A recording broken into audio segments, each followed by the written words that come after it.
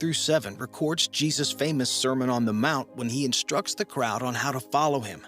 Near the end of his sermon in Matthew chapter 7, verses 24 through 27, he says this, "Therefore, anyone who hears these words of mine and puts them into practice is like a wise man who built his house on the rock. The rain came down, the streams rose, and the winds blew and beat against that house, yet it did not fall, because it had its foundation on the rock.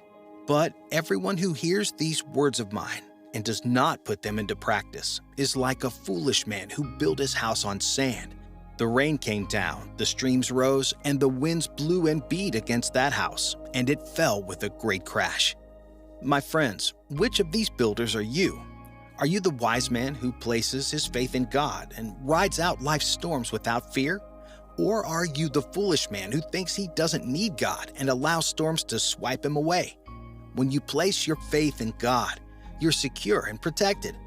Psalm 91 verse 4 says, "He will cover you with his feathers, and under his wings you will find refuge. His faithfulness will be your shield and rampart." Your relationship with God is not one way. God promises to be faithful to you as well. He promises to look out for you and fight for you in the battles of life. He promises to protect you against harm. I don't know about you, but there are plenty of times when I could use that protection. I would much rather build my house on the rock than sand. When you go to the beach and walk along the sand, you can feel it shifting beneath your feet.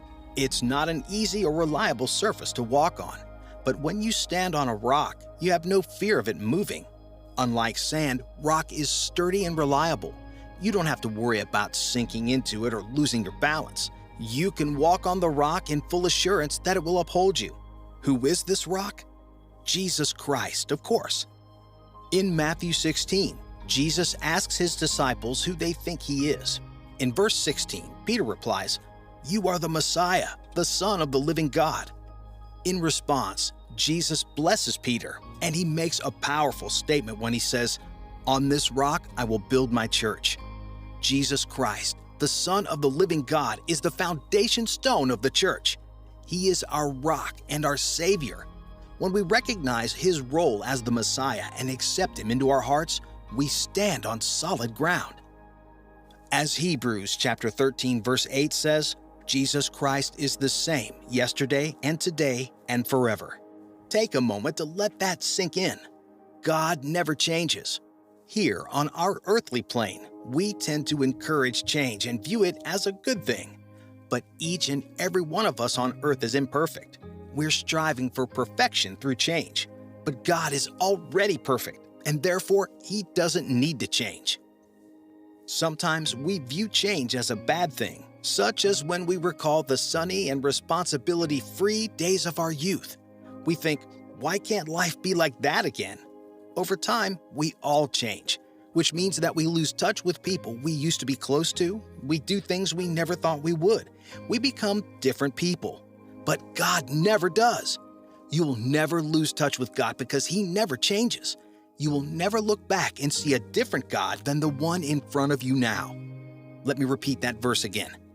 Jesus Christ is the same yesterday and today and forever. Is there anyone else you can say that about? No, because only God is already perfect. As we get older, we watch our earthly parents get older. We see them slowing down, their bodies becoming frail and their minds weakening.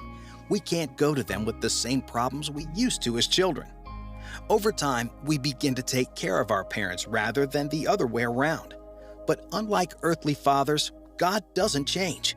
He will never become weak in body or mind.